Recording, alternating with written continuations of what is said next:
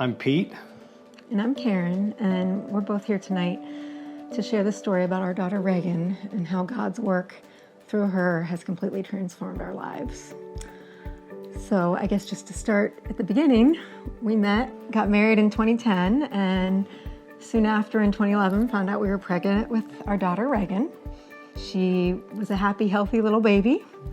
And when she was a year and a half, we noticed that she was just constantly congested. She never was getting any kind of relief.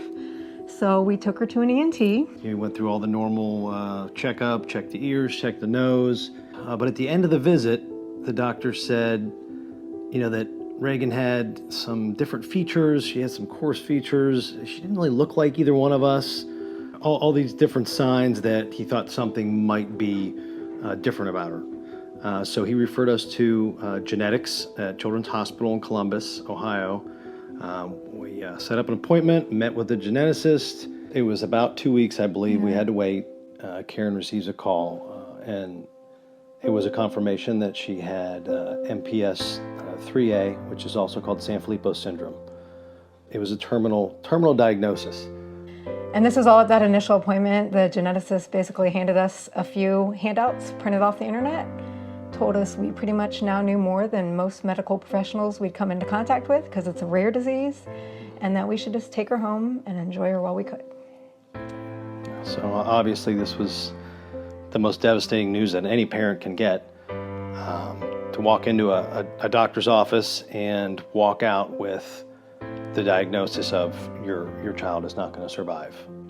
So even though this was the worst day of our lives, ironically, I would say this is also the day that really saved our lives.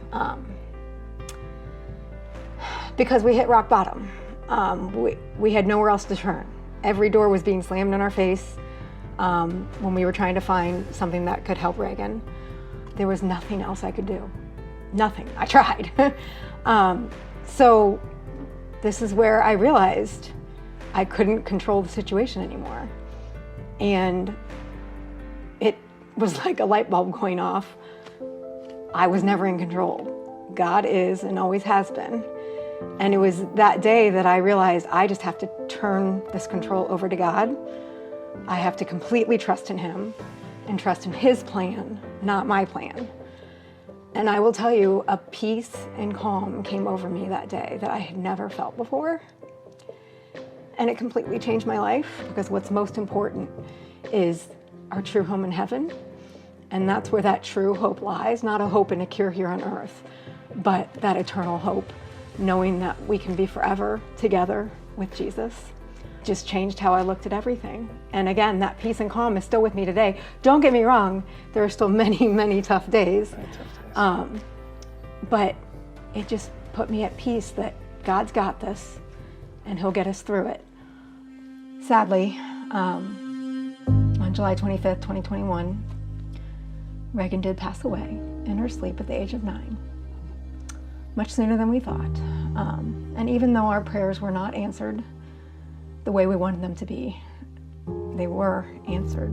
They ultimately were answered because she was healed. She's completely healed. Such a better outcome than what we could have envisioned here on earth. Because if she continued to live here on earth, there would just be more suffering and pain. Those last few years would have been unimaginable suffering. So we actually have gratitude for taking away those end painful years. And it does bring us comfort to know that she is completely healed in heaven. So I feel Reagan's purpose has become our purpose, to carry on just trying to reflect God's light, to spread His good news.